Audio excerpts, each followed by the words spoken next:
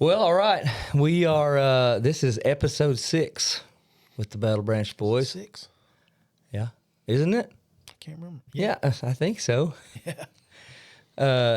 I guess unless you look on YouTube, and we had a little short one, the testimony with Richard.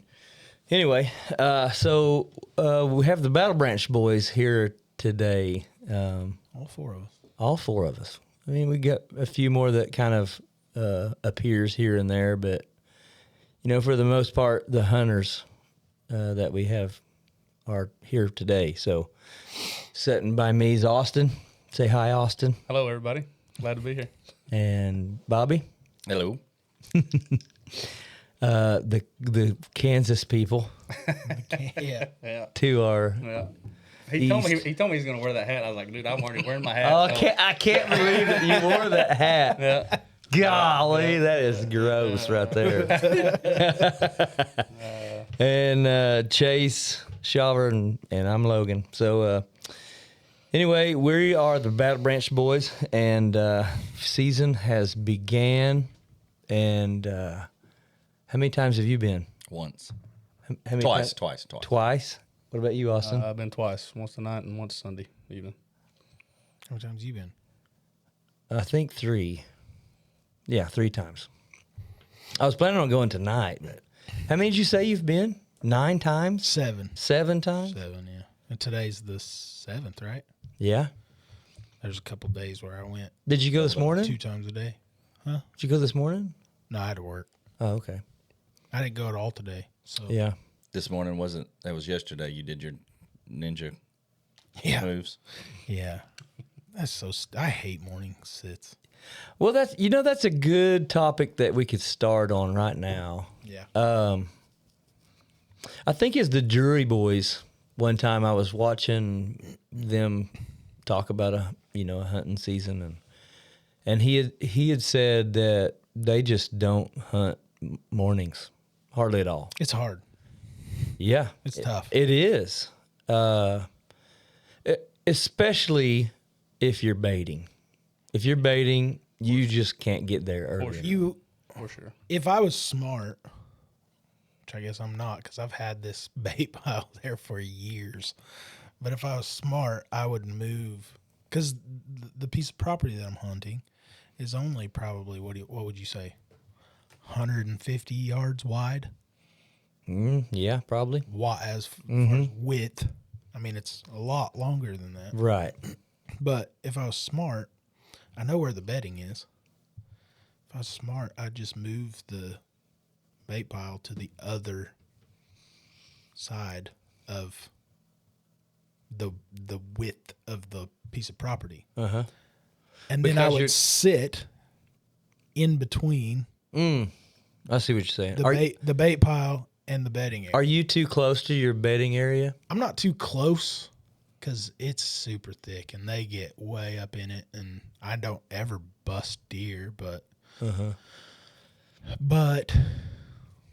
it makes it really hard for morning sits, like really hard. Like there's no possible way I can get in between my bait pile Yeah. and a bedding. Do you guys see that too? Yeah. Oh, yeah. Is that your... I have one place that I bait that I can hunt mornings, no problem. And I don't know why, but they don't stay. Anywhere to me, when I'm closer to a field, like the one that's got the field, they'll come in at midnight and they won't leave until daylight. Yeah. So you're not getting in there Yeah. But same way. until late. But So- yesterday, yesterday I got there, I pulled up, looked at the camera, nothing was there. Got ready. By the time I got everything ready and started trekking in, I looked at it again.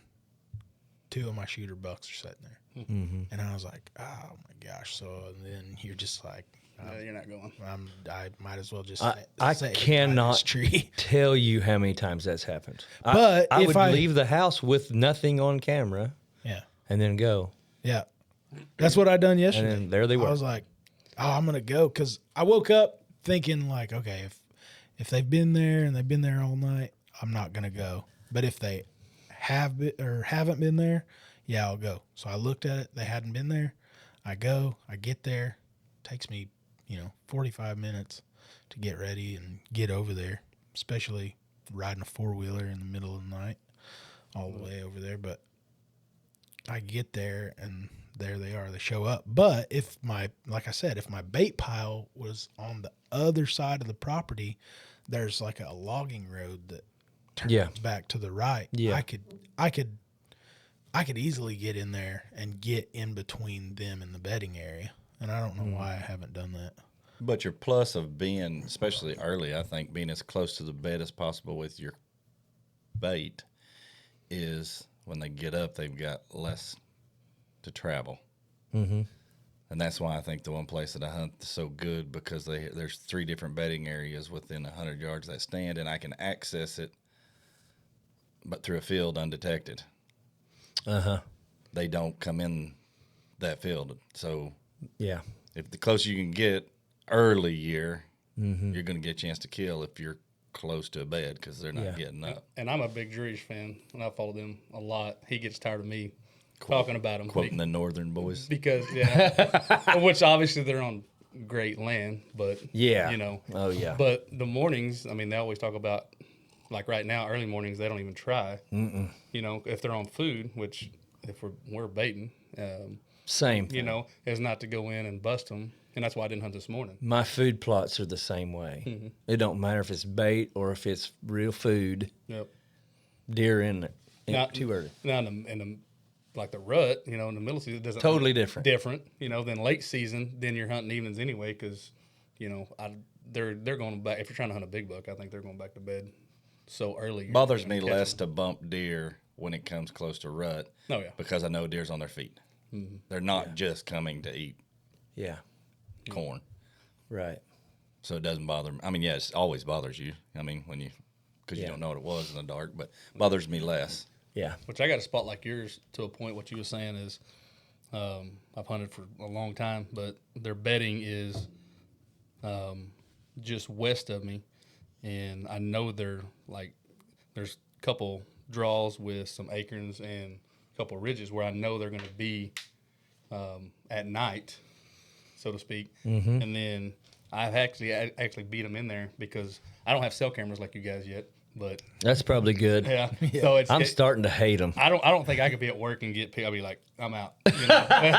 Yeah. I'm over here chomping at the bit. I heard mine go off a while ago. I'm over here chomping at the bit, looking at it. So, but Gotta see what it is. But I'm so close to bedding, like what you were saying. I'm probably less than 100 yards, and I'm just in a little bitty funnel. It don't look like a funnel, but it is. I don't know what it is about it. I got a holler behind me and a pond to the left of me, and they walk right in between. But I mean, I beat them in there before, but I've checked trail cameras, and then they're getting there at like 30 minutes after daylight. I'm like, all right, if I can beat them in there, and I've got lucky a few times doing that. But I literally, like I said, I've already hunted 7 times, and it's the 7th. And for the past 5 nights, they've done the same thing, but they're staying there right now. The 2 of the shooters on this property over here to the west, they've been staying there until they won't get there until about 6:15, 6:30, and they'll leave out at about 7:15, which is shooting light. Mm-hmm. I was sitting in the stand the other night, and I was just like, it's pretty warm. I might just stay here all night. I was seriously considering it, but I was like, nah, I'm going home. maybe in a blind, I could sit there and stand. If I had a cushion on the buddy or on that in that stand, I probably would have. Sam and Harrison went to Arkansas bear hunt, and they couldn't get in early enough for those bear, and Harrison said, I'm spending the night tonight. And so he spent the night it's a redneck blind. Oh, yeah. And he said that the bears were shaking the stand all night long, like scratching their back and stuff. back. And he said as soon as daylight hit, they were gone. Like never saw them again. All night long. Didn't hardly sleep at all because of it. It's so funny. They know. Yeah. Especially bears. I think they're even smarter. Yeah. Sam said that they have a better nose than a deer that does. Oh, yeah, for sure. Like even better than hogs. I didn't know that it got better than hogs. Yeah, bears are good. Yeah. So we've talked about cell cams before too, but I am literally starting to hate them because I am not getting pictures of deer, and I've done it before where I'm not really getting pictures of deer, and I'm like, I don't. And you stay home. I'm like, just stay home. I mean, I'm getting pictures of deer, but I don't want to kill a doe right now. Yeah. You know, pictures of the deer. So I'm not going. Like tonight, I had every intention tonight. It's literally only night I don't have something going on this week. And I thought, well, besides this. But I had plenty of time to go hunting. But I just thought, if I kill one, then it's going to be a nightmare. Like, you can't hang one right now. So on that, like, if you don't get any pictures of bucks or the shooter bucks on themselves, you see you don't go. That reminds me, I had a conversation with some friends the other day. Like, my kids would be like that. Hey, Dad, let me see we got any big bucks on camera? I'm like, nah, not in a couple of days. Well, I ain't going. I'm like, how many times have we sat in a stand and seen a buck oh, yeah. and not, like, it's not going to be on camera, but, like, Exactly. it's just off of it. It's Like, right you there. still got, I mean, you could probably shot it or at least got some intel on it, you know, so. That's exactly where I'm at right now. Because if I go, I usually see a buck. I mean, I usually see a deer that's not going to be on camera. And I don't know what Tacticam does, but I know they don't send every picture. I know that for sure now. I don't use the Tacticams. I've been using the Muddies, but I know that they don't send every picture either because I've put corn out in front of them spent 15 minutes messing around in front of the camera, and it sent me like one picture of myself. I'm like, how what? I think somebody said they send one every 5 pictures. It's either 1 out of 3 or 1 out of 5. And I'm fairly certain. So I guess you true. have to pull the cards to. I pulled a card from last year. I pulled it and put a new card in it when I put it out this year. I checked it on the computer, and I was like, oh gosh, they were coming in all the time, and I didn't see it. So, anyway, cell cams. There's 2 things that I'm doing different this year. Well, I haven't stopped the cell cam thing yet, but I'm ready to. That new camera, the Wise Eyes, Yeah. it's an awesome camera, just as a camera. If you just shut off the cell signal and just use it as a camera, it is awesome. But I mean, it's a good camera otherwise. But the other thing is, I'm not baiting on 2 spots now because I've noticed, and you probably have too, when deer come into a baited station, it's like they know that a human put it out, and they don't come in naturally ever. No. They're constantly on like high alert and downwind. You have to be pretty good at knowing the wind. Yeah. It's 100%. it's a little bit easier to do it with a saddle because I pick out a spot where there's 3 or 4 trees in every direction where I can like get in there. Hey, there's a freaking crazy northwest wind right now, which happened a whole bunch last year, by the way. What are you guys' wind sets? Mine, Yeah. these properties over here, I cannot have north end. Yeah. No north. No. Me and Austin's about the same. North. Our deer come from the south. I don't know why every place we just about set up. Mm-hmm. I have one spot that I can get away with the north wind. Mm-hmm. And then everything else I have, the deer are coming. I'm on the north. They come from the south. Yeah. At my house, I really need a east wind. Yeah. And I hate east. I hate the east wind. Like, Yeah. I have the least amount of spots picked out for east. And like last year, I was telling him last couple of years, it seemed like we had southeast or east early. And I'm like, It can have south in it as long as it has a little bit of east, Yeah. but it needs some east in it. Mine are southwest more than I have my spots. all my spots. I was just telling Easton tonight, he was setting in the little food plot tonight. You need north, don't you? Southwest is perfect down there. Southwest is perfect on 3 of my spots. I'm like, if I was smart, I would set up something besides Southwest. But see, like we literally on some of my places, we looked to try it. Like we need. Oh yeah, I need a north Stand stand. north. I need a stand for a cold front. I need a north stand, and it's just hard because your property ends. Yeah, whenever you're The deer are coming off someone else's property. In which I got to hunt a northwest wind tonight, which I was lucky. The property I've hunted for since I was in high school, I asked a lady that borders it. I said, "Hey, would you mind if I go just hunt your edge of the woods right there? It's just a little bit, and it's a little funnel." And he went with me, and we looked, and I love it. But I finally got a northwest set, and we set it up for that, and that's about the only one I've got. Yeah. Because you're always looking for a cold front in October. Yeah. Tell them what you saw tonight. I saw $5. Saw my shooter, and I didn't get to shoot, but it was awesome because I got to at least see where they were. I thought they were bedding, and I was correct. Where they jumped the fence is going to be perfect. They just didn't come into the corn.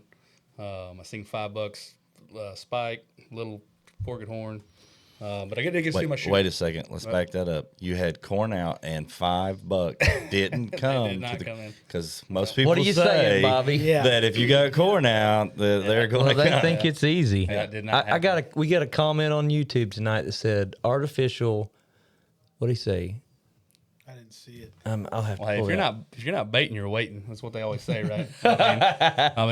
So What do you say? Artificial.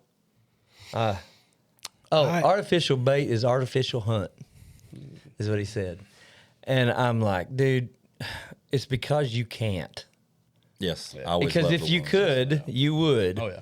And on top of that, it's not easy. No. I don't care what they say. Now, if you wanted to go kill a doe or a fawn, or even a doe, a mature doe is going to be hard to kill. Yeah. Honestly, because they always come in on high alert. I had last night, the first deer that came through was probably a 2-year-old doe, and she came in she was so sketched out, it was ridiculous. Oh, I felt like I couldn't move at all, and she was a 2-year-old doe. Oh yeah. And it's even worse. The older they get and the bigger the buck is, the worse it gets. I was telling. I asked Sam about that picture of doe. That doe. Who you have the picture of the doe? Yeah. Bobby. Myrtle, does. whatever her name is. Yeah. Ethel. Ethel. I said, Sam, you ever seen a doe that old? And he goes, I'd shoot her in her face. I said, why? She deserves to live. And he said, because that sucker's run every buck off of my corn pile. He said, those old does, they're old because they are smart. Yeah. And they, and it's true. It's true. And a doe will run a buck off of a corn pile or a food plot or whatever. I used to have a doe. I won't tell you what I named her, but she used to come up. I probably watched her. I bet I watched her 7 or 8 times come up, and like a little basket rack would be in the corn, and I'd just be sitting there watching her, and she'd just come up and just boom. Oh, yeah. Smoke them. Yeah. Speaking of that, you remember when we were sitting there hunting Chuck and those does came in with the fawn? That was the craziest thing. Where she basically told him, "Hey, go watch out." It looked like she there was 2 does in the corn pile, and a younger doe comes up to eat. The biggest doe like slapped her in the face and kind of nudged her and made her go and sit down like 10, It was weird. 10 yards away and face that way and like look out. Like she was facing the wind, wasn't she? Yeah. And the doe went back to the pile and started eating. I'm telling you, like while we was filming that, we should show that film. Yeah, we even said it in the stand. We were like, that was weird. I mean, it was crazy. She just was. It looked like she, like, reprimanded the younger one, and told her what to do. It was pretty cool to see that. That was pretty neat. But going back to that, like you were talking about the, how people are saying, people always say bait and stuff. If it's legal. It's legal. This is my stance on it. And you guys can tell me yours, but it's legal here in Oklahoma. That's the first point. Mm-hmm. Gives you a more ethical shot, number 2. And number 3, we are hunting on I've hunted on places that were less than 5 acres. Oh yeah. And it's surrounded by maybe 300 acres of somebody else's property. And they might, if you're hunting a small piece of property like that, even if you're on like 20 acres, they might not ever even come through there. Mm-hmm. So, that's my take on it. But the ethical shot is a big thing. If you can get one to come in not sketched out and wait and, get that ethical shot, you can kill some good deer. Exactly the opposite of what I did. I wasn't gonna say anything, but exactly opposite of what happened Thursday night. Which I don't have no land to hunt. As far as my own property. So, but I've taken him. We've walked around, and I always do it at the end of the year to try to find sheds. But like, if I don't put corn out or mineral or something, the other guys right across the fence are doing it. So guess where they're going to go? We're all competing to a point, but I got the advantage because I mainly bow hunt. Those guys are just rifle hunting. That is probably my only advantage. And muzzle loading. So I've spent every day besides maybe gun season. I don't even try to take my black powder anymore besides my kids. But yeah, so I mainly bow hunt, so I have the advantage on that. But I've got tree stands right across the fence from me on every piece of property that I get to hunt. So. Yeah. Is your favorite time early season? Mine is for sure. Yeah. Why is it your favorite time? Because you can pattern them so much easier. Yeah. And everybody always talks about the rut, and we've talked about this lots of times. We're so excited for the rut every year. I hate the rut. I'm just gonna say it. I hate it. It can be like that because you're sitting there, and if they get locked down, you're done. Oh, lockdown's terrible. I just don't like it. Yeah. Well, I go every year, and I go excited, thinking, oh man, I'm gonna see all kinds of hunt 180s today, chasing those around. I don't see jack. You don't get a picture of a buck. Oh, let me back up. You're walking through the woods during shed season. You pick up a antler that is like 70 inches. You're like, where's this buck at? You've never seen the buck before. So he's obviously there, or he's obviously cruised through at some point, and he was probably there during rut. And that's the exciting part about rut. But there's no pattern.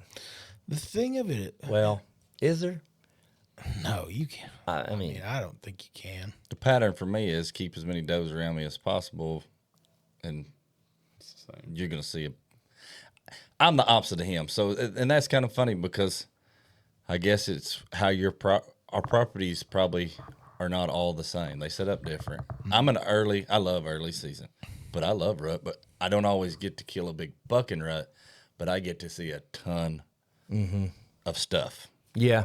And I love being in the woods when they're doing that. Some of the most incredible hunting has been in rut. And we've had good years in the rut. Like, yeah. I mean, I say good years. I missed one, but yeah. Within how long did we rattle in 3 bucks? Oh my gosh, that was the best. That was so the fun. Best 2 days I've ever hunted. That was so fun. Yeah. But it's not like that all the No. time. I wish it was. Yeah. But it's not. There's going to be people listening to this going, those guys, they don't know how to hunt. They hunt over bait and they hate rut. I'm sorry. I'm just being honest. I do. That's all right. We gripe about it every year. Every year. Like we are so excited about rut, and then Chase and I'll be like, rut freaking sucks. Yeah. This sucks. And I think the reason I don't like it is because my spots, for whatever reason, I don't know why, Me too. they do Bingo. not have does. The does, like, I just don't ever have hardly any does. And the ones that I do have, whenever the rut hits, they're gone. Yeah. And whenever they leave, there is nothing. There is nothing there. So So you're in the early season because your buck's summer on you, and then you are a late season because when they're done, they're going to come back yeah. to their home range if you can get it early enough. Speaking of late season, that's another thing I'm not good at. I'm not good at late season. Do you guys do very well in late season? I have. Yeah. You just gotta. How late you talking? Late. Like December, January. So December 15th is a second rut. Most people don't know that, but there's a rut in November. Then there's another rut in December. It's not. Sometimes it's not as strong, but unless you have younger does in your place, then you're going to have a good strong second rut. But I'm talking like January, like the end of December. I'm so excited about snow and stuff, and then it's like they're all packed up and you never see it. In my opinion, if you want to have a good late season, it's all about you have to get out there and just sit and sit and sit. Yeah. So, and Sam was telling me the other day, he said it's the easiest time for him to kill one. Like and that's where I don't see. I've never seen your food plots, but like you have food or food plots, which I don't get to do that because I hunt on 2 properties that have beef cattle on them, and I'm lucky enough to get permission. So yeah, but like you have, I figured you would have more late season success with your food plots. Nope. Once rut's over with, I never see bucks again. Never. Like it's crazy. But I think that if you don't have them on your like in early. the summer, they're going back to their what I would call their actual home range. Yes. Rut, they're going looking for ladies. Yes. So if you don't have them early, you're probably not going to have them late. So I just I'm not positive that I'm right about this, but from what I've heard, read, a doe will take a young buck, their son, their buck. They will take it out of range, 2 to 3 miles away, Kick him off. and they'll kick him off. They'll go back home to their home, and the buck stays there, and that will become the buck's rutting location. And so every year when it's rut, that buck will go back to where his mom dropped him off. The doe dropped him off. And so, which makes sense because Chase and I don't know why we haven't showed this video. Lefty. We hunted Lefty. I hunted Lefty for 3 years. He was a 6 point for 3 years, and on 2 years. On the third year, he turned into a 7 point, and we found A giant 7 point. giant 7 point. He was in a tiny tract of woods, and I got permission to hunt it. We had a perfect wind. Persimmons were dropping. We found a persimmon tree, and I made I had actually seen him first. Yes, you did. I was driving into Concord, and We knew the I'm buck. not gonna say where it was, but I was driving into Concord, and there was 2 or 3. I actually parked on the side of the road and got out. I had my camera with me. I set it up and filmed them, Yeah. and I'd done that. How many times? I don't know. I seen him like 3 different times. But Four- the last 14. time you saw him run into The that last place. time he was pretty close to me, and I was sitting there on the side of the road filming him, and he got nervous, and he took off, and he ran probably a half a mile Yeah. to this. I watched him the whole way because Tiny track. I wanted to see where he went, and I was like, that's where he's going. Was that the buck he shot? Yeah. So It was just this tiny little track of woods, and I called Logan immediately because I knew Logan could. He either had, I don't know if you had permission at the not time, at the but I time. knew he could get permission. Yeah. And I called Logan right then, and I was like, "Hey, you need to go to such and such's." Yeah. So what happened was, getting back to the rut location, I know for sure that this was his home. Like 11 months out of the year, this was his home. He was in my food plots all the time as a 6-point. So the persimmon trees were falling. We made a We just- blind out of some Yeah, we weeds and brush and stuff under a huge oak tree, and we had a- actually weren't baiting. no we weren't perfect baiting. perfect wind. I'm talking perfect wind, and we sat in there, and I sat there for probably 2 hours. Chase got off work. And then I joined you. He come through the field, snuck through there, and got in the blind with me, makeshift blind.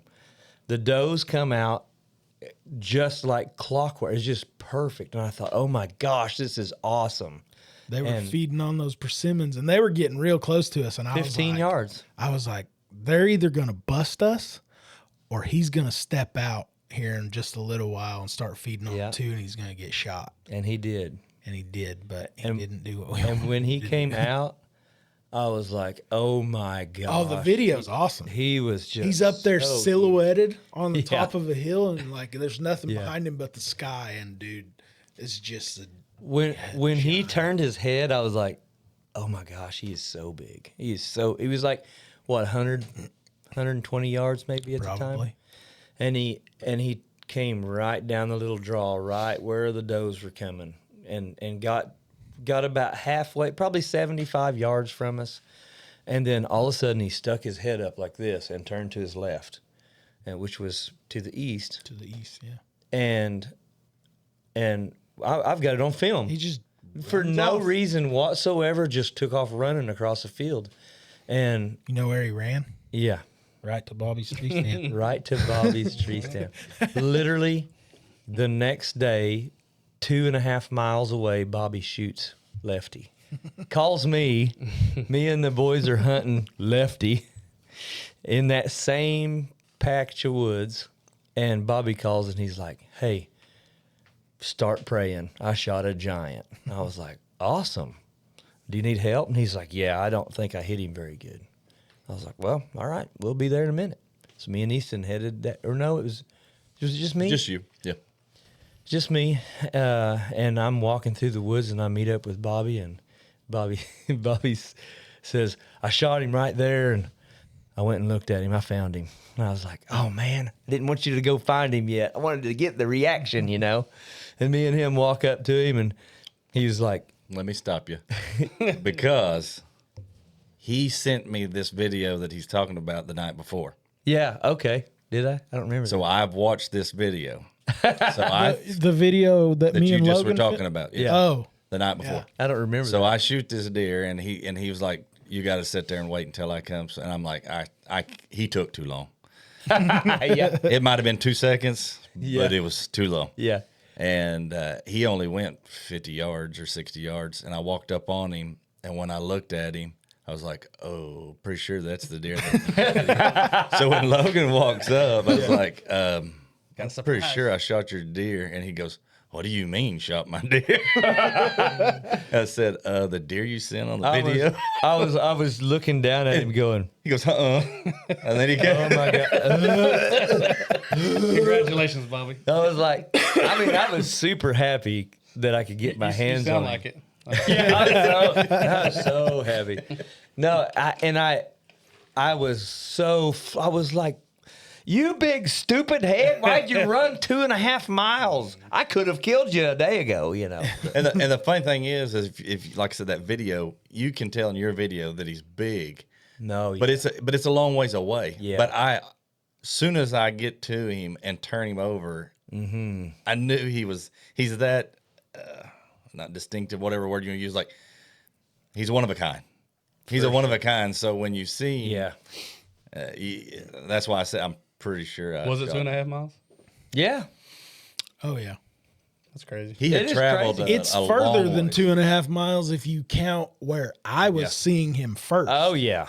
Yeah, for sure. It's a long ways from That was early. Yeah, and that's the thing too is you said you. No, it was youth. First day So youth season. 15th of October, somewhere in there. Yep. It was 15, 17, somewhere in that. And like that's what I was saying. You said But you hunted. You I hunted think he him. was going to his rut location. That was the whole point of the story. You hunted him 3 years, and I hunted him one day. I've never had him on film. Never saw seen him. Never. Nothing. And looking back on it, whenever we seen him, and he had no reason to go east. No. There's nothing over there. No, it's a There's blank field. nothing over there. I guarantee you he was just going. That was his trigger. That was his he's like, okay, I'm out of here. I'm going. I would bet money on it. I it mean, was we so will never eye-opening know. to me.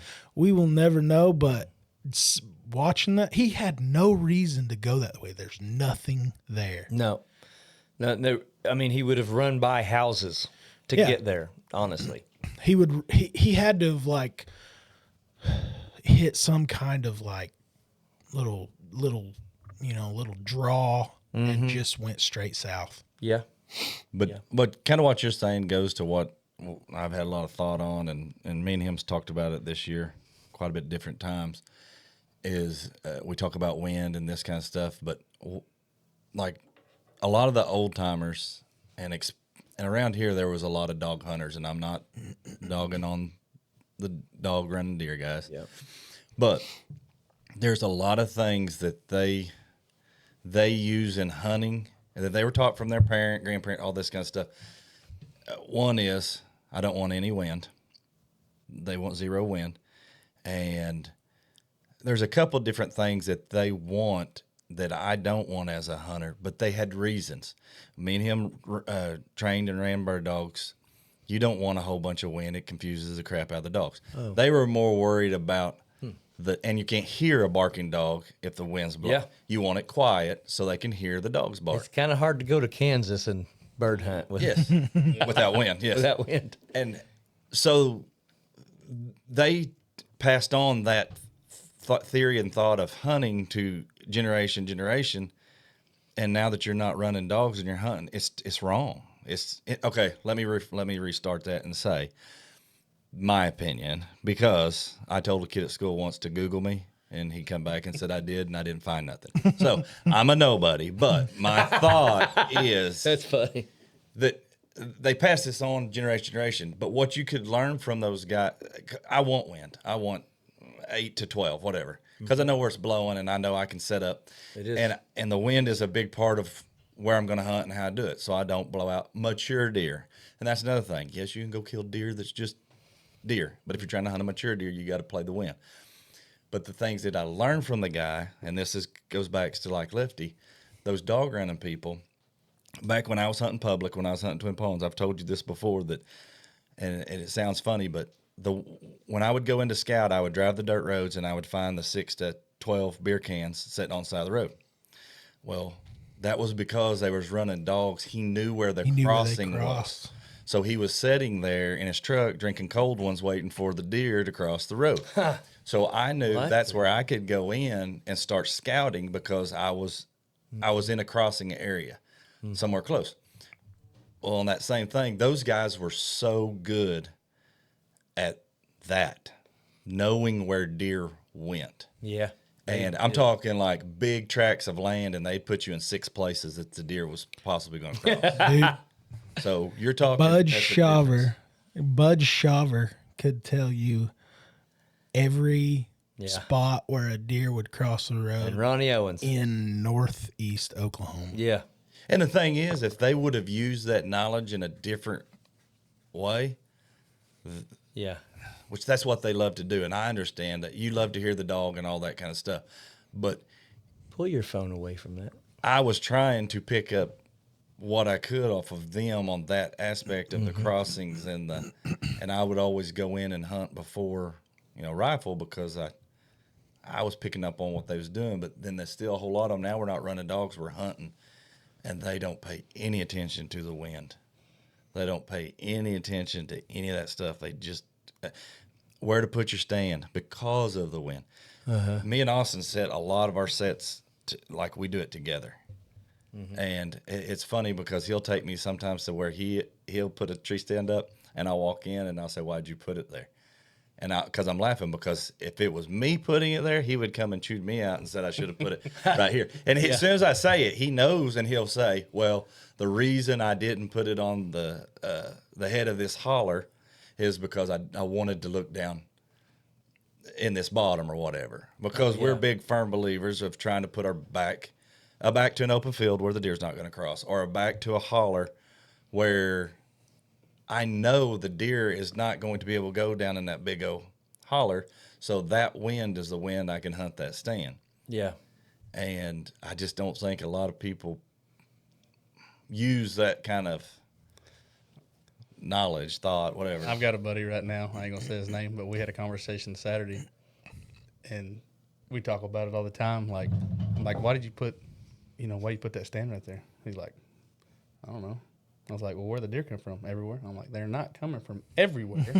I'm like, yes, I get that, but like, where's the predominant wind? Like, you're gonna hunt.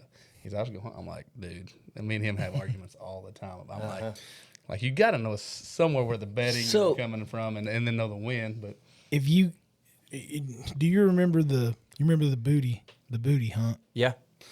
I killed this giant 8. Yep. How many years ago? 3 I years think ago. 3 or 4. I don't know. Might have been longer ago than that. Me and Logan, we had went out on Cherokee land that morning. Yeah. Somebody was running dogs, and we ended up getting down. And I was like, man, let's go to this. So that spot that I told you earlier that's not very wide, the landowner owns both sides of the road, but on the other side of the road from where I normally hunt it's not very big. It's not very big at all. What, maybe 5 acres. Yeah. And I was like, I just want to. Me and Logan didn't have anything to do. We got busted out on Cherokee land, so we went back over there. And I was like, I just want to look at this. And me and him walked over there. All kinds of rubs everywhere, and there's 2 ridges on it. Oh yeah. And the day that I killed it, that day I think, or the next day I think I took a camera out there, put some corn over there, and set up a blind. I sat there so many times, I don't know how many, but I was getting a good the buck that I was after. I was getting him on camera, and he just showed up on that place.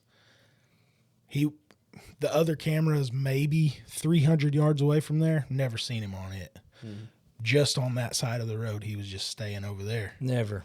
And it's so amazing. happens all the time. It does. Huge buck too. Yep. And you're talking about like play in the wind and stuff, and how you have to pay attention to it. Well, I'd been hunting it, set up the blind, and then the day that I killed him, it was, the wind was so bad, and this goes back to kind of what you say. You want like that steady, fairly strong wind, so you know where it's going, because the light winds, those are the winds that start swirling. This is variable like on the weather app. I'm like, man, this is not good. Oh yeah. But did you say light and variable? Light and variable. Yeah. Right. Like I was on that ridge, and I hunted that morning. It was like 25 mile an hour winds. It was so Oh windy. yeah, I forgot It was so windy.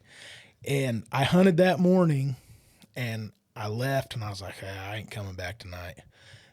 Me and a buddy were supposed to go bass fishing at Swepco, and it was so bad. The wind was so bad.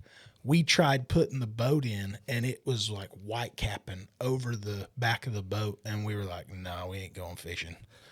Not today. And so we left, and I was like, well, I don't have anything to do. I'm just going to go back out there and hunt. So I left, went back out there and hunted, but the wind had kind of changed directions, and it was coming straight out of the south, which my blind that I had set up was on the north side or on the south side of the where they were coming into the corn at. And I was like, I can't do that. And if you just pay attention to that stuff, you'll kill big bucks, because I said it was rifle season and I took a rifle. Not ashamed of it. If I could say shame. But What if it would have been a crossbow? Yeah, been it a shame. Whole different story. Whole different story. so In rifle season, it's okay. in rather crossbow. than set up, you know, That's funny. in the blind that I had set up, I just was like, I'm not setting in that blind. I set up all the way over on the other ridge, and I remember watching that hunt. yeah.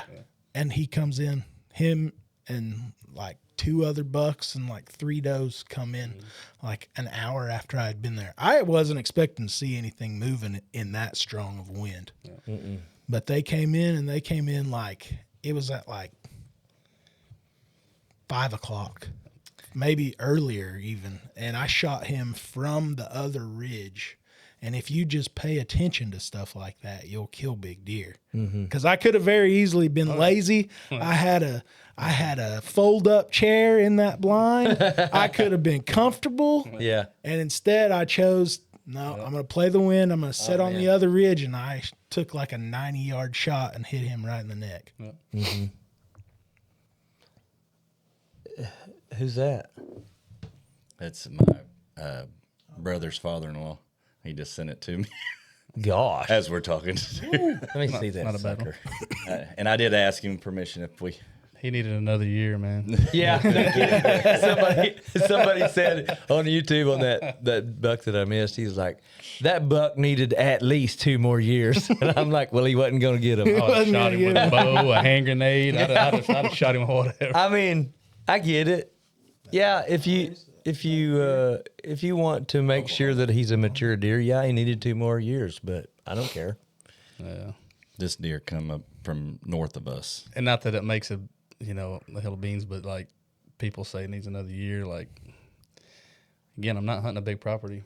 Yeah, People run across a fence. exactly You got to right. make that choice. I made Yeah. that choice, and somebody else has And shot it's- it. And my neighbors has made that choice where I send them a picture and I'm like, man, I passed that buck. I'm like, well, I didn't. So Sorry. I don't want to tell you, brother. You should have shot him. So You know, I used to be so mad at neighbors when they'd kill something. Man, remember when Chamberlain shot Slingshot? Oh gosh, he was a 155-inch, 2.5-year-old. Not joking you. He went from about 115 to 155 in 1 year. I have the sheds, but I would have made my son, my 8-year-old son, pass this deer. You know what I mean? That's how crazy I was about it. And so, but now I'm like, I'm trying to help my neighbors. I don't care what they kill. I want them to be excited. We were talking about this the other day. We had a big conversation about this. the other Man, when day. I was a kid, well, not when I was a And kid. it led to Yeah, Bobby shooting getting your on the Bobby just, he got fired up about it, didn't He he? did. He texted us back whenever he killed that deer. He's like, "Yeah, it was you guys that talked me into it." So what I'm saying is, so here's how this conversation started. Easton was in my big food plot in the big blind. I was at another place. Easton texts me. He says, "There's a spike in here. There's a doe and there's a fawn. The fawn's been like 5 yards from me." And he said, the spike's been close enough to shoot too. And I said, man, I'd really rather you not shoot the fawn or the spike. But, And then I literally got the text out and sent it to him. And I thought, that is crazy of me to tell a 14-year-old kid. Crazy. what would you have done? Exactly. At 14. Exactly. So I texted him back and I said, Easton, if that buck makes you happy to shoot him, shoot him. And he goes, wait, what? It's okay to shoot that spike? And I said, you shoot whatever you want. Shoot. everything that you want to shoot from now on. And he said, all right. And the buck didn't come in. He come back with no arrows. That would have been me at that age. I mean, But I guarantee I'm telling you, when I was first starting hunting, we didn't see deer. No. There was not enough deer. And now we have an abundance of deer. This is a good point right here. When I shot Tin Man, that guy hanging on the wall, I shot him black powder. He scored 159 and 7/8 inches net, which put him number one in Delaware County with a black powder in 2017. Was it 17 or 18? I don't remember. I think it's 17. I just looked the other day. He's number 28 Now, now. is he? That's how much better the bucks have gotten, okay? Number 28 in just 7 years, 8 years. But we have more deer than we've ever had. We shoot what you want. Quit griping about people shooting for sure. the bucks next to you. Like, it is not your deer, for one. Number two, we have to get people excited about hunting. Yeah. That's all there is to it. That was the whole gist of the conversation that we all four Yeah. had the other day. Was like, just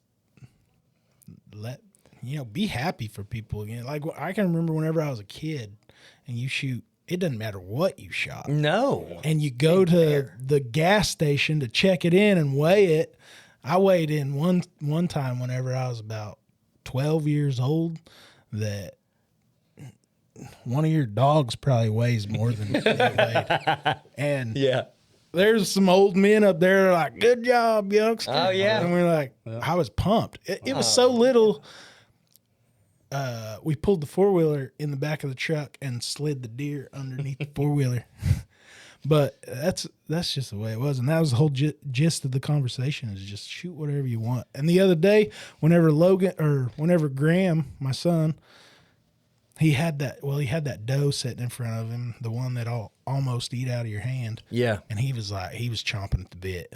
He was like, I have to shoot her. I was like, dude, she's almost tame. Let's just pump the brakes a little bit. Yeah. And then a Could spike. you have told yourself that? No. But that's what I was sitting there thinking in my head while I was in the blind. I'm like, what are you doing? Yeah.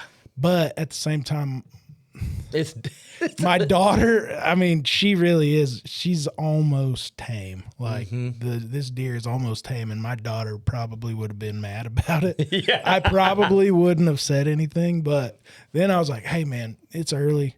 There's probably going to be a buck come in. okay. Spike comes in, Yeah. and I was like, and like you, I was sitting there thinking the same thing, like, no. I'm like, what are you? And then I started thinking to myself, what are you doing? Yeah. He's 6 years old. Yeah. Yeah, he don't care. No. Yeah, he care. And then I was like, all right, dude, shoot that one. I mean, my kids, when I took them hunting like 6 and 7, I'd be like, squirrel would come in, Dad, can I shoot? No, you can't shoot that squirrel. Oh, I know. We'd in youth season with a rifle. We're like, can I shoot? No, you can't. What about this coon? No, you're not shooting this coon. Would you have shot? 100%. 100% when I was younger. 100%. I don't know how many squirrels and rabbits yeah. and coyotes, and it didn't matter what it When was. I first started bow hunting, I mean, I would lose arrows right because I'd be sitting up in a tree stand like, I think I can shoot that. That's squirrel. what. And I'm like, there ain't no deer around. And you know, that's what makes hunters hunters. That's what makes people excited about hunting. If you're the dad, I'm sorry, but if you're the dad that won't let your son shoot the forked horn because he needs, or the buck that I just shot at, that there's a lot of people that would have passed that buck, and I understand that. Well, you got to practice. You know? Yeah, You gotta but practice, so. I get it. I guess where I'm going is, for me personally, I've shot a lot of big deer. Not a lot, but I've shot enough big deer, and I can pass a deer. I'll pass a deer. And to be honest with you, if you pass a forked horn, you are passing next year's deer. That deer could be 130 inches next year, even at a 3-year-old. You know what I mean? So it's good to pass deer. I guess what this leads right into the question that I had for all you guys. If Oklahoma brought to law to vote on a $1 season, $1 per season, what's your vote? Boo. Yeah, I'm gonna go no What's your vote, Jake? for sure. Yeah, I got to think about that. It's a no thought. Because It's a no. It's I'm a no. no, definitely no. Because 100%. because what everybody wants is to try to get bigger deer. I'm guessing to try to make you choose if you want. But I've always said, and I've shot the biggest deer I've ever shot was like 155 with a bow, which is a great deer, and I've shot a couple 140s. But I've shot a lot from 120 to 135, and sometimes those are just. I get more excited about those, and certain times, because of the history or the hunt or whatever. I'm slinging arrows still. I'm not watching a 3-year-old 127 walk by like I did last year, and the neighbor not happy about it to a point. But I'm slinging arrows, boys. I'm gonna have to say no also. So I used to be a yes. I up until probably this year, I was a yes, and I still could be. I'm okay with it because it will make some giants. It really will make some giants. It will. But not everybody's like us. Not everybody will risk divorce for hunting. You know what I mean? And not everybody has the time we have to put in hunting. I don't know. I feel blessed to be able to hunt as much as I hunt. Amen. Yep. And so my wife is amazing. She lets me go all the time. yeah. So is mine. Wherever the camera is, my wife is awesome. She really does let me go all the time. yeah, But goes back to the maybe have bigger deer. maybe. He and I have this conversation a lot. So in western Oklahoma, I would 100% agree with that for sure because of the agriculture that they get. As far as soybeans, whatever they get out there. Ours, I just call them acorn head bucks sometimes because they're only going to get the nutrition on what we give them. And like me, I don't put corn out from the time I stop hunting, which is usually around Christmas break all the way up until I want to start getting them out until June or July when I put cameras out. So I way past that buck. Okay, well, and you get them on camera, that 135-inch 8-point as a 3-year-old, and then you get them the next year as a 4-year-old, and they're like, he's 141. Like, boy, what a big jump. Yeah. Well, I'm glad I passed that dude. Yeah. Because, you can think of how many times have you seen, I don't see them very often. Like, once I see them, I don't probably see them, especially a 4 or 5-year-old. I've seen them one time. Then I don't ever see them again. Oh, yeah. I get that one opportunity to get them killed, try to get them killed, and I don't see them ever again. And not to say that you won't, but it's just that happens to me more. Like I get one opportunity, and then if you don't make or break it, then instead of going to the $1, I would rather see a point. Yeah. Texas does I can't. Was it the Arkansas used to Hawaii, have that, Texas didn't does Arkansas the 3-point. used to have the 3-point. Yeah. Texas is, I think it's maybe a width or something. Oh, really? I That's don't. weird. It's something different. I would rather see that kind of deal because that year the good year I had that I killed Lefty, I was very fortunate of killing a 130-inch buck the second day of season. I killed Lefty I just looked October 16th. My season was done. Yeah, you were tagged out in 2 weeks. And if You we did that 2 years, didn't you?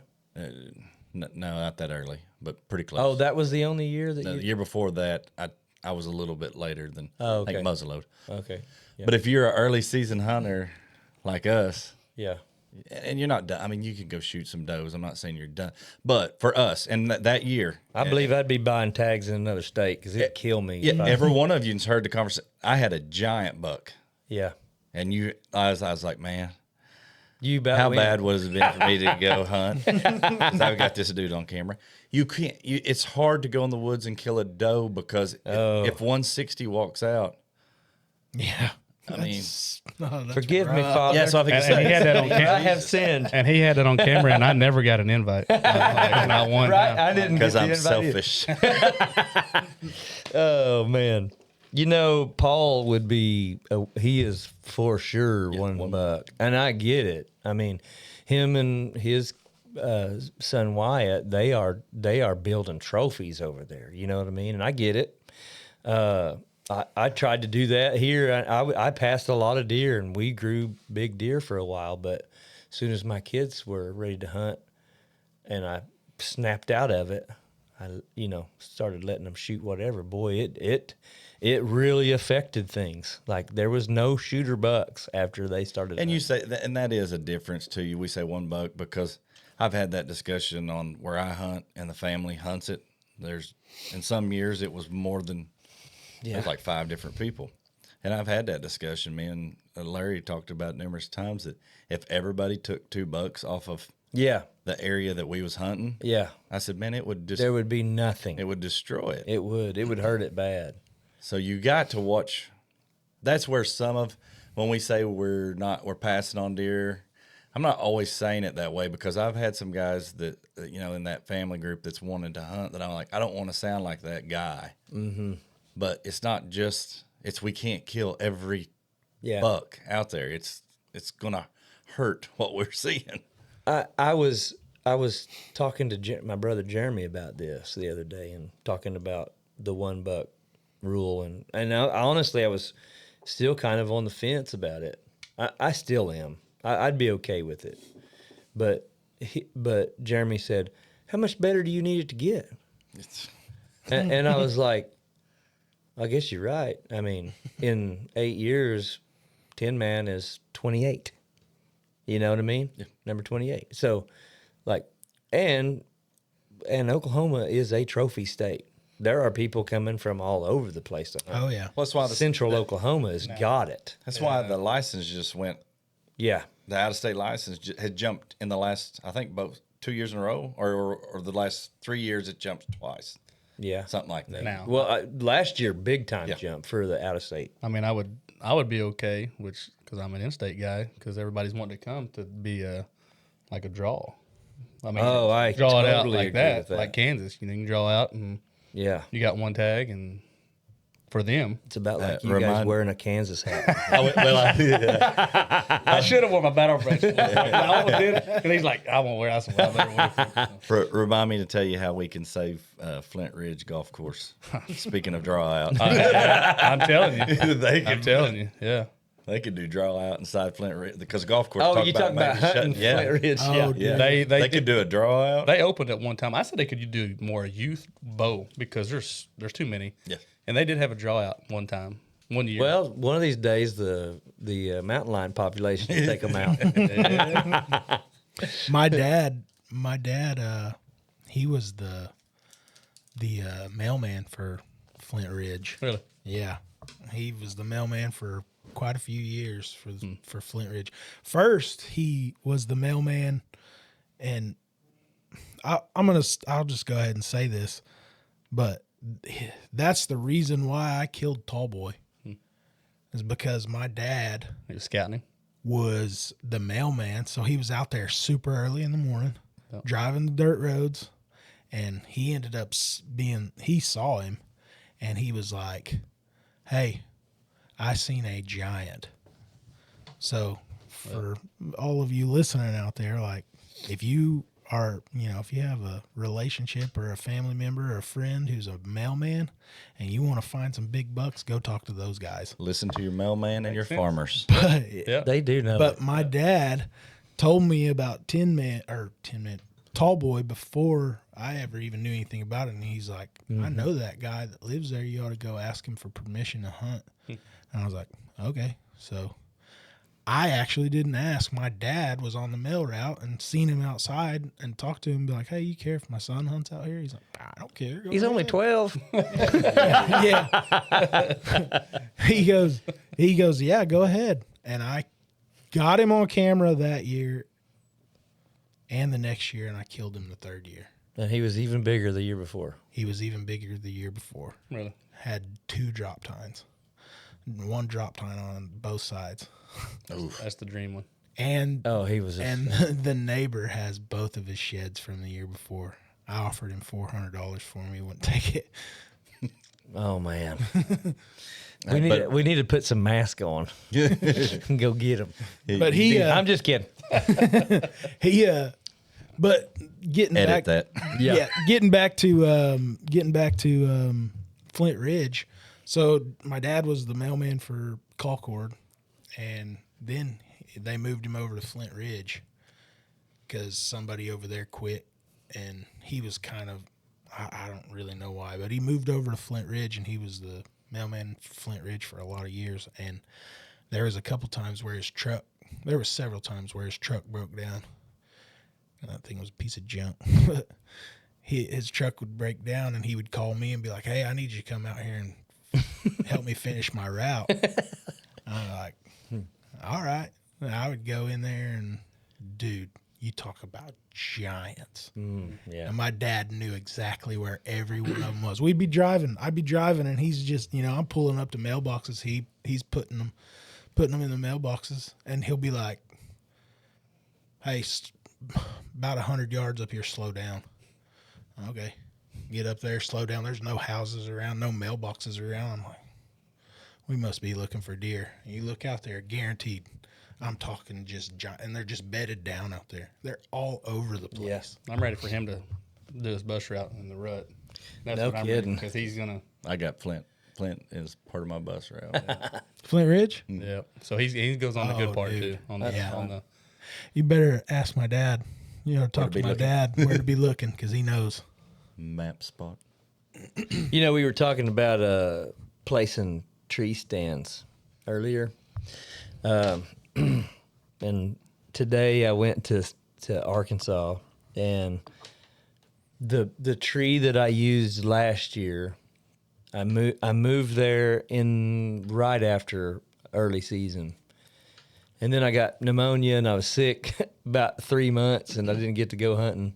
I went real late, and I saw lots of deer, but none of them were within shooting range. So I thought, I'm going to move my stand today. So I get over there, and I walk around, and I got more seed ticks on me than I've ever been. And I really think that if you're in ticks, you're on a trail. You're on a good spot if you get ticks every 10 steps, right? So I'm thinking I'm on them, and I'm on a good trail.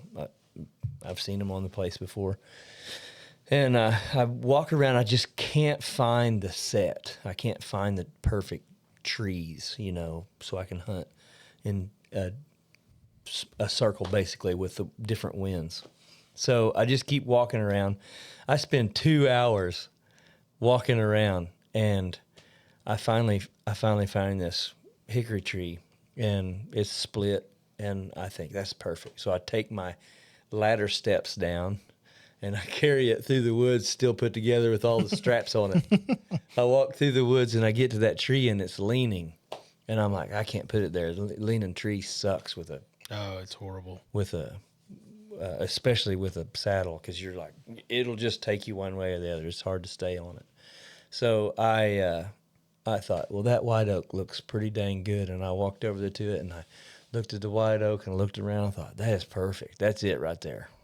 I set the steps back on it and strap the bottom one. I climb up to the second strap the second one, get up to the third one, and the third one right by the strap has a stick sticking out that's cut off. And I'm like, who cut this limb off?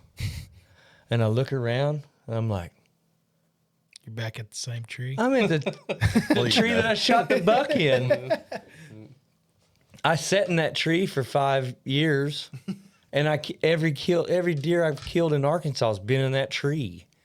And I moved it to this place last year, and now I guess I walked in from a different way, and I didn't know it was the same tree. And I climbed up to the top, and I thought, I wonder how many times good enough wasn't good enough. You know what I mean? Like, it must be a good tree if I've picked it out twice. I thought it was hilarious when I saw You that. guys out there don't know Logan. This has probably happened more than once. Oh, man. Yes, it has. That's funny. Not his memory loss, his the good enough thing. Uh-huh. Yeah. The good enough thing. Yeah, it's not good. What was we talking about today? that was funny? Getting scared. Scared of the dark. Yeah. Oh man, you guys got any good scared of the dark stories from hunting? Whenever I was probably like 12 years old, and we were hunting Cherokee land, and my dad, he would always put me in some stand that he set up, or a stand that had been there for years, and it was made out of wood and it was falling apart. You know, climb up there 30 foot and sit down, shut up, don't leave till I come get you. till I come and get you. And then he don't come back until it's been pitch black dark for an hour. And you're just up there like not moving at all. I just didn't want anything to know I was there. And I was sitting there. I remember one time I was sitting there and it was pitch black. And I had a flashlight in my hand. And I feel something hit me. And I was like, what in the world is that? And I got the flashlight, and this bat landed on me and goes, ah! Are you I was like, serious? "What?" Dude, I bet it sounded like I was getting murdered up in that tree. I don't know how I kept from falling out. Yeah. That scared me. Yeah, that's funny. Bobby, you got any? One was I had an owl about make me fall out once. I had an owl almost hit me with his wings. Yeah. He landed in the tree. Well, I had about 5 different owls in about 6 years fly in my tree with me, but this one, I felt the wind, and it was still dark, and it lighted in the tree I was in about 5 yards from me, and sat there, and it was still dark. The only reason I knew it was an owl was because, and I jumped, and of course I still don't wear a harness.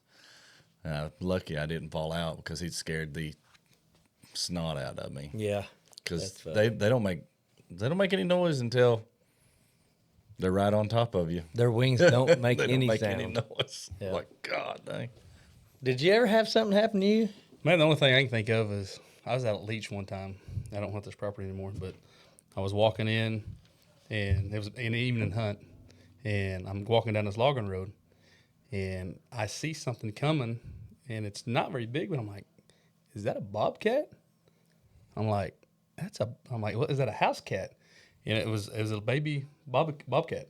And I walk up, and I'm like, getting this thing away, because I'm thinking, Mama's Mama's around here somewhere. And I'm like, I don't have a pistol with me. And I pull out my pocket knife. I'm like, this thing balls up on my head, And then, of course, I go sit down in the woods and I hunt, and I get it away from me. And I'm hunting right beside the game warden used to live right there. So I'm texting him, and he don't text me back. And so I hunt, and I was going to tell him, I seen a baby bobcat right here, and it was almost following me. So it's kind of weird. I thought, well, mate, this don't make sense. And I'm like, this mama's got to be around here somewhere. So I go sit in a stand, and of course you hunt till dark, and I'm walking out in the pitch black. I don't have a flashlight or nothing. So I'm thinking, I got to walk back down the same trail. So I take a big circle. I'm thinking, I'm going to get ate up by this bobcat.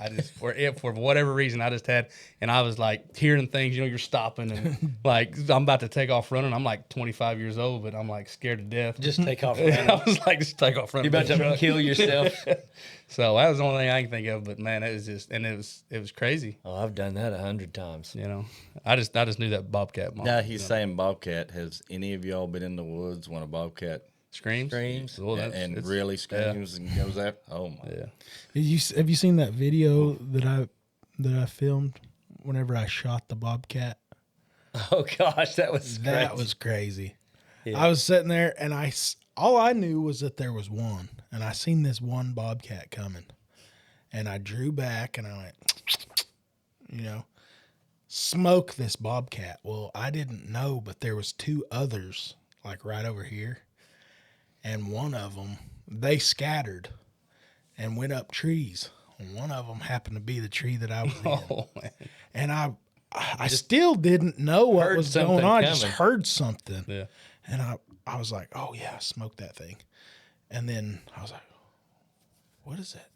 Did you think it was the one that you shot? No, I knew where the one that I shot was, but I still didn't know that there was 2 over there.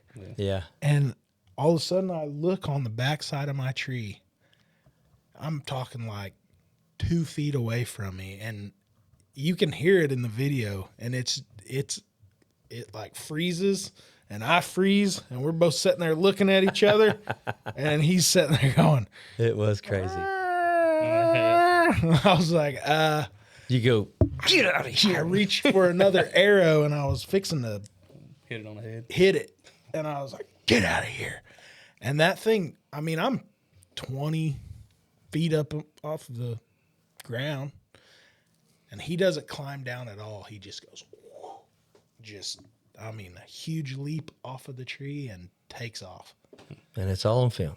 And it's all on film. Yeah. That's awesome. And then I killed that one. Either that one or the other one. I killed it like 2 days later. Yeah. But, One time I was hunting out in western Oklahoma in Cimarron County and got permission from a farmer out there to hunt elk on his cornfields. And so I'm hunting the edge of the field, bow hunting. Cow steps out. They're combining this field, so the field's getting smaller and smaller as it goes. And he said there was like around 60 head of elk in this field. And whenever they pop out, whenever the field gets smaller and smaller, they pop out, and you're not, but probably where we were at, probably 8 miles from the Colorado line, but still in Oklahoma. And they would pop out of this corn, and they would take off for Colorado. And because everybody was harvesting corn at that time, so they didn't have any other fields to go to, really. They were just going to hightail it to Colorado, and that's what the farmer told us they were going to do, and that's what they did. mm-hmm. But that cow stepped out at like 40, just 10 ringer, and she runs back into the corn. Well, me and my dad comes down there, and he's like, did you see that cow? I was like, yeah, I smoked her. He's like, oh, you shot her? I was like, yeah, but we got to get in here and find her because that combine's coming back. And that combine's coming back. We get in there, we find her. She's like 60 yards in the corn, in the standing corn. And I told my dad, I was like, hey, it's getting smaller. They're starting to pop out. Go back, go. You can't hardly shoot inside the corn. So you have to hunt like the edges. Yeah. And I was like, hey, they're starting to pop. I'll deal with her. Just go back, get your bow, try to get another one. And he's like, all right. So he leaves, and the combine starts coming back. Well, like I said, the field's getting smaller and smaller. And he's just pushing them from one end to the other. And they're like 60 head. And I'm standing in the middle of this cornfield, and dude, it sounds like a freight train coming. I remember I just went like this, like, oh, please don't take me out. What? That would have killed you. Oh yeah, it would have. And I'm talking tons of elk are going past me. Did you not lay down or something? I eventually did. I laid down right next, cuddled up to that cow elk. And then I got up, and this is the sucky part. I had left my bow on the edge of the field, and I could kill a cow and I could kill a bull. And I was like, I took my belt off. These things are huge, corn-fed elk. I mean, giants. And I wrapped it around her neck to try to drag her into one of the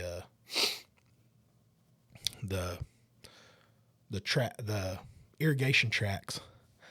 Broke my belt. I didn't move her but maybe a foot.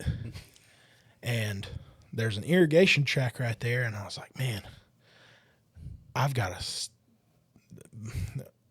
stop the combine driver. Yeah.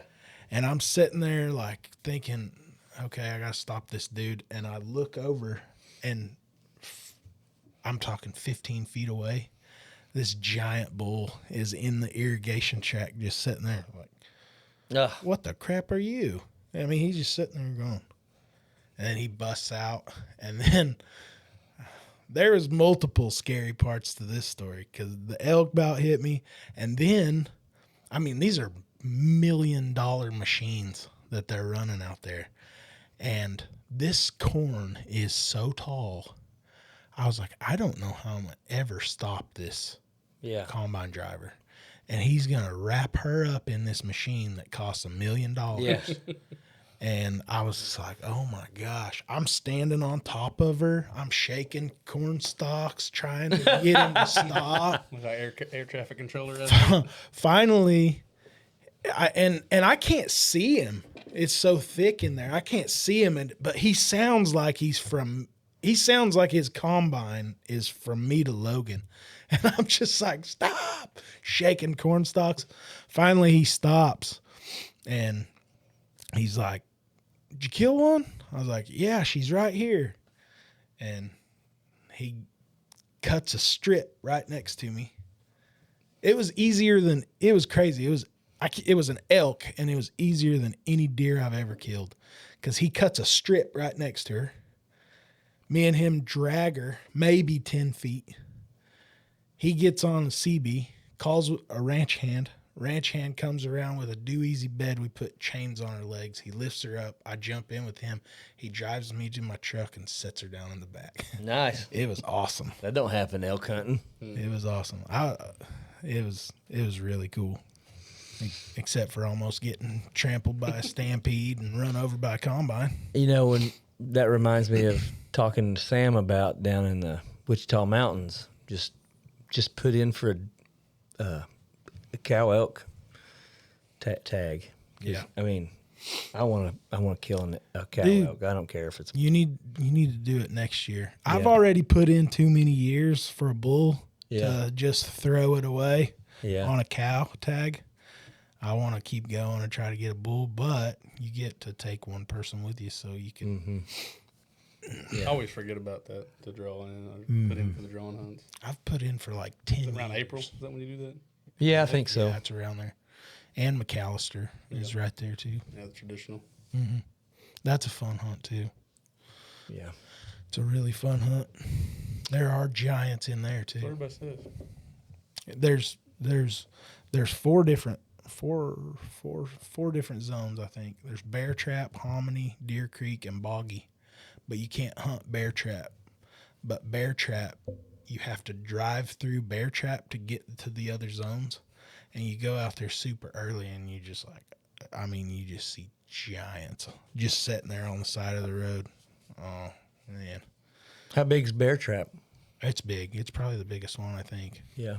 That kid just killed that giant 300 incher in McAllister this week. 300? Did I say 200? 200 I started to say. inch. Y'all haven't seen him? Not heard about it. There's been several of them Oklahoma killed in Bow. there. In And the McAllister. first thing I said when they said Top fence. McAllister, I was thinking of where the draw out, because those deer in there almost look like high fence. There's a raised lot deer. of them that look like a high fence deer. It's not high fence. It's just a army ammunition plant. Huge. Big. Just huge area, and they're very strict on what to kill. Very strict. Yeah, you got to go. Oh, They go drop you off, and if you got to Yeah. be back there at a certain time. Yeah. They said. golly. Let me see.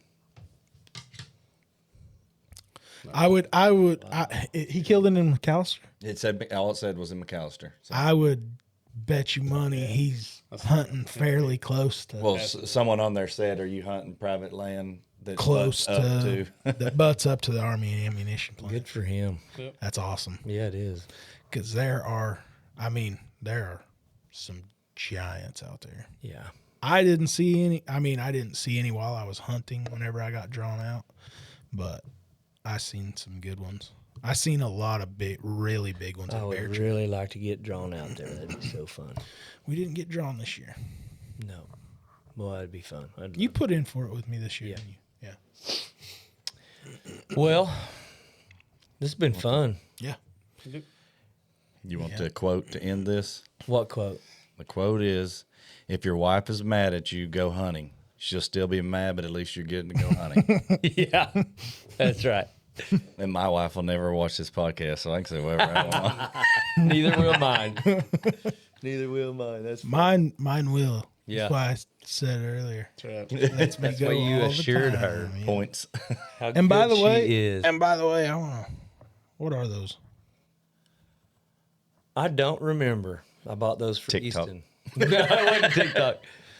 But I don't remember. But I have tried and tried and tried to shoot some broadheads out of that new crossbow I bought for the boys. I can't get nothing to shoot out of it except you remember the Rift? You remember the good grief thorns? That's what I'm shooting this year. Yeah, they are. They're so accurate. Yeah, I like the way they fly.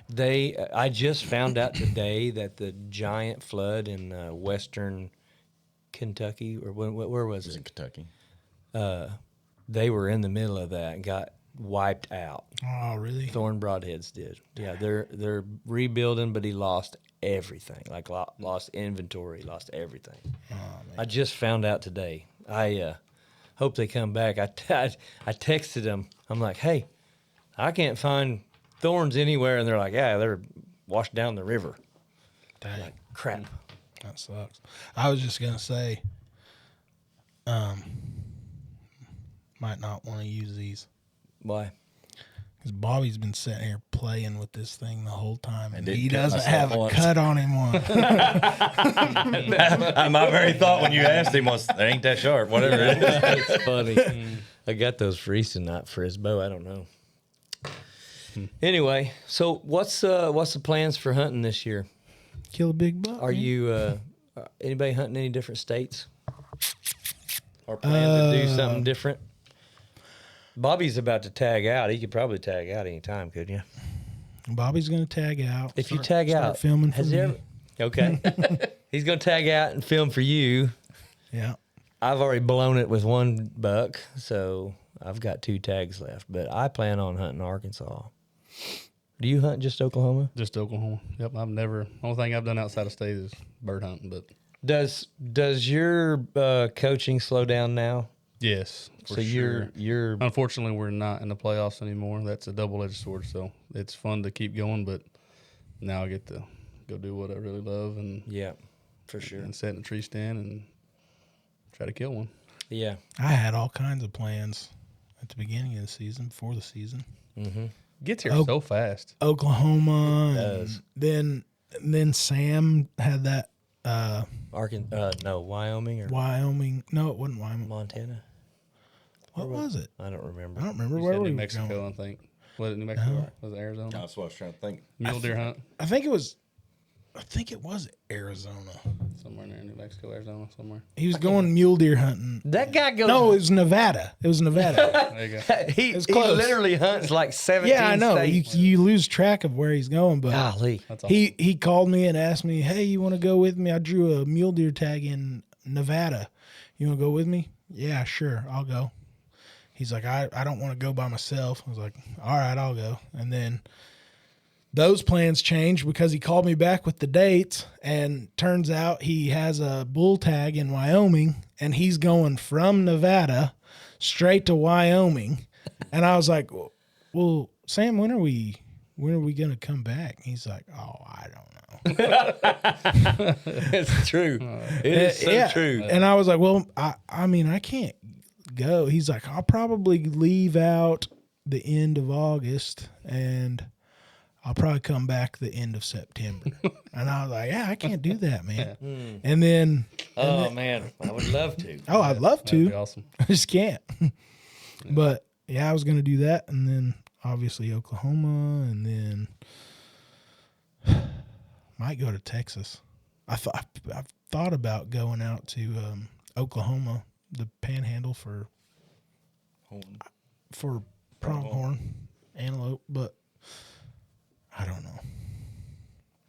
You know, it's kind of like when rut gets here, you have so many options of where you can go, but you don't want to leave home because you got the good buck there. Well, you know? that's the reason why I was thinking about going to all these different 'Cause you didn't places, have any because buck. I didn't have any bucks on camera, and they just showed up like this week. And now I'm like, So what do you do? I'll just stay here. The fun part is the getting the experience of going somewhere new. Like that's the funnest part. I love it. Hunting to me. I was sitting there thinking about that in my stand the other day or yesterday. I was like, man, this stand has been here for so long. Yeah. And I have been looking at the same thing over and over and over every year. I just kind of want to change the tree just to see a different view. But I've killed a lot of big deer out of that tree. But it's not just about killing. No. That's the part that I think sometimes we forget about. And it's more about the experience. Like when we were kids, I don't know if you guys were like this, but when I went hunting with my dad, we would walk. We didn't have a chair. We didn't have a blind. We didn't have a stand. We didn't have nothing. We would walk until we found a tree that looked like a good spot to sit by. Yeah. And I'd sit by that tree until I was like, I'm going to go look around. So I'd walk around and make a little loop and see new things and find another place that I liked. And that's how we hunted. Did you hunt like that? Yeah. And I was thinking about it the other day. My dad and Jeremy still does it. I was thinking about it. You talked about walking around with your dad. I can remember my dad whenever I was little and you're walking behind him or whatever, and he turned around like, shut up. You are so loud. Shut up. Mm-hmm. And the other day, me and Graham were walking in there, and I turn around, I'm like, shut up, dude. You are so loud.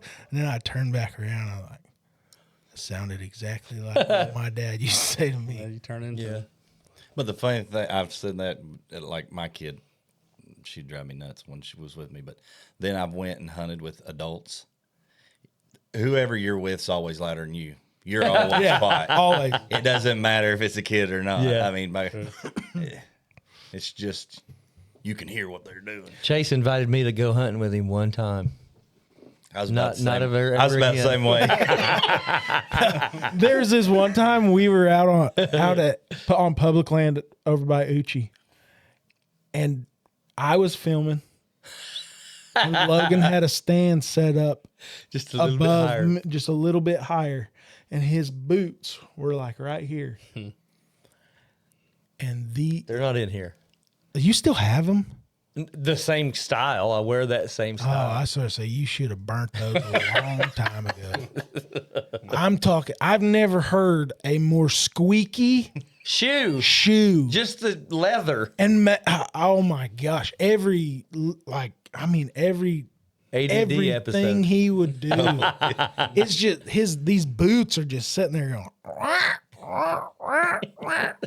I'm like, oh my God, we ain't ever gonna see anything.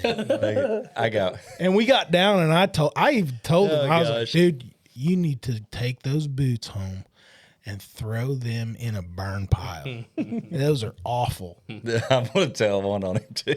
Oh gosh. Hey, and after we say this, he has killed big deer. God's either blesses the snot out of him. He does. That's all it is. I don't know. He's going to come film me shoot a doe, I believe it was. I think it might even been doe day with a bow. So I have a stand already set, and he's newfound to saddle hunting. So he's like, yeah, we can throw this up real quick. Well, these deer are close to my stand in the evening of where they're going to be. He resets his saddle at least 4 times. He resets the camera, I don't know how many times. Oh, and yeah. I'm sitting there going, dude, stop moving. Oh, man. And I'm the guy, and every time I do this, I think of Logan. Last night, I'm setting up my cameras, and I sit in a spot, and I'm like, I really don't like that spot. It's not a very good spot. But I'm like, I ain't touching it because it's going to make noise. I ain't gonna And then I touch it think 'cause Logan, I'm like, Logan Logan would have already moved it 27 times. Not good enough. Not good enough. That's the point. But he kills good deer, so Yeah. Only because the Lord loves me. That's it. ADHD is real with him. Let's just put Oh, yeah. Anybody that's watching this podcast know my legs are shaking. Times. You should try playing music with him at church. You start practicing a song, and him and one of the other members of the band with ADHD also will get to talking about something, and Rest of us are like, what are we doing here? We gonna practicing? practice. Oh, jeez. I'll tell you one more good one that I do. And it's not, I shouldn't even tell this one really, but Logan brought this up, I think when y'all was podcast with Sam, that Logan asked us to be on Life 360, me, Yeah. Chase, and Logan. And I literally, as soon as you said it, I said, let's do it. Good deal. And like I said, still yet this guy. I know. I Still knew ain't- you- I'm not worried. Me and Bobby are on it, but not Chase. Okay, I want my preacher to find me, not I'm not worried where my preacher's going to look and see where I'm at. Okay, but there are times that anybody, let's back it. Logan is the preacher at the church we go to. There'll be times he will go camping, and I don't know if he's coming back to church to preach or not, and I will pull up Life 360. And if the preacher's not going to be at church, Is it a good week to be gone from church? I'm not going to go. Logan is still in Spavinal. Yeah, he's still spamming on camping. There We're is going. no chance I'm going to church today. That's funny. That's awesome. That's funny. Well, gosh, we could probably do this for 3 more hours, couldn't we? Yeah, my wife won't be real happy. It's already past 10 o'clock. Yeah. Is it really? Yeah. Oh gosh. But that's fun. Yep. I enjoyed this. It's like sitting around a campfire. Yeah. It is. I like it. We just got to get a little AC in here. It feels like Like there's we're a sitting around. campfire. It's because there's so many electronics in here going. Anyway, well, Good stuff. And if you're looking, if y'all get close enough to the screen at Graham over here, he's not an alcoholic. He's just a fat boy. He's pretty hot. I am. It's- He's red I right should now. have wore shorts. I almost did. I'm like, Are you "That's dying light. right Nah, it's now?" not He's bad." pretty red. you know what makes it worse is these headphones. Yeah, Yeah. it starts to make me sweat. They're so hot. Yeah. But Oh, I'm sweating. It does remind me like the school where the brain's at, the Yes. computer, and you open that closet and you're like, holy cow. yeah, there's a lot of heat coming off of this thing. And it's cool enough outside that it's not the air conditioner. Yeah, it's not kicking on. Man, talking about cool this morning. Oh my nice. gosh. I worked Did it not look like hunting outside, season out there this morning? and I like 10 o'clock, 10:30. It's like there's still fog out there. There Yeah. was cloud cover. It was like 70 degrees. I was like, oh man, Everybody at the school is like, I'm surprised you're here this morning. yeah, I was like, I'm going hunting this evening. And then You got one. and then the got sun came out as 80 soon as I got degrees. to the woods. Anyway. Oh well, it's coming. yeah. The cold front's gonna get here, boys. The rut's gonna be here. Yeah. Yep, the good time. Yeah. The rut. Yeah. Whatever. All right. Well, thanks for coming, guys. Thanks for doing this. Appreciate it. We've got a good one coming up next, don't we? Yep. I can't wait to do that one. Yep. Thursday. It's gonna be Making Memories hunt from down in Alabama, and it is like a mission. Awesome. It is like organization. it is like going on a mission trip down there. I'd love for you guys to go with us if you Yeah. could get away. Huge opportunity to be blessed for sure. Very humbling experience. Yeah. But anyway, well, that's it for this time. Thanks for watching. Thanks for listening. And we will see you next time. See ya.